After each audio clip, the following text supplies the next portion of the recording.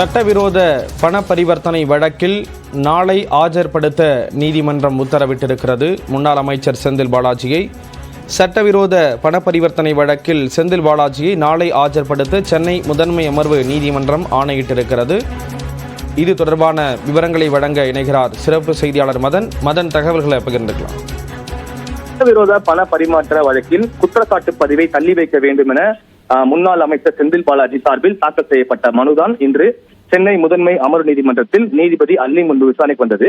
அப்போது செந்தில் பாலாஜி தரப்பை பார்க்கும்போது மத்திய குற்றப்பிரிவு போலீசார் பதிவு செய்த அந்த வழக்கில் விசாரணை இன்னும் தொடங்கவில்லை. அப்படி இருக்கும்போது அமலாக்கத்துறை வழக்கில் எப்படி விசாரணை தொடங்க முடியும் என அமலாக்கத்துறைக்கு உச்சநீதிமன்றம் ஏற்கனவே கேள்வி எழுப்பியதை தெரிவித்தார்.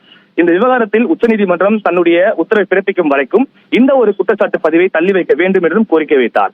அப்போது அமலாக்கத்துறை பார்க்கும்போது உச்சநீதிமன்றத்தின் கேள்விக்கும் குற்றச்சாட்டு பதிவுக்கும் எந்த ஒரு தொடர்பும் இல்லை என்று தெரிவித்தார். இதையடுத்து செந்தில் பாலாஜியை ஏன் நேரில் ஆஜர்படுத்தவில்லை என சிறை நிர்வாகத்திடம் தொலைபேசி வாயிலாக நீதிபதி அல்லி கேள்வி எழுப்பினார். அப்போது செந்தில் பாலாஜிக்கு தற்போது உடல்நலக் குறைவால் பாதிக்கப்பட்டுள்ளதால் அவரை ஆஜர்படுத்த முடியவில்லை என்று சிறை நிர்வாக தரப்பில் தெரிவிக்கப்பட்டது. இதையடுத்து காணொலி காட்சி மூலமாக ஏன் குற்றச்சாட்டு பதிவை மேற்கொள்ளக்கூடாது என கேள்வி எழுப்பிய நீதிபதி இது தொடர்பாக செந்தில் பாலாஜி மற்றும் அமலாக்கத்துறை கருத்தை கேட்டார். அப்போது அமலாக்கத்துறை தரப்பில் இதற்கு சம்மதம் தெரிவிக்கப்பட்டது. ஆனால் செந்தில் பாலாஜி தரப்பில் இதற்கு எதிர்ப்பு தெரிவிக்கப்பட்டது.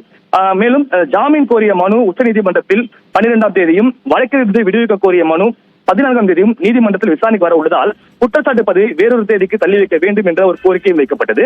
இதனை ஏற்க மறுத்த நீதிபதி செந்தில் பாலாஜி நாளைய தினம் ஆஜர்படுத்தப்பட வேண்டும் என்றும் நேரிலோ அல்லது காணொலி காட்சி மூலமாக அவர் நேரில் ஆஜராக வேண்டும். அது மட்டுமில்லாமல் காணொலி காட்சி மூலமாக கூட குற்றச்சாட்டு பதிவை செய்யப்படும் என்றும் தற்போது தெரிவித்து இந்த வழக்கு விசாரணை மீண்டும் நாளை தள்ளி வைக்கப்பட்டுள்ளது. தகவல்களை வழங்கியதற்கு நன்றி மதன்.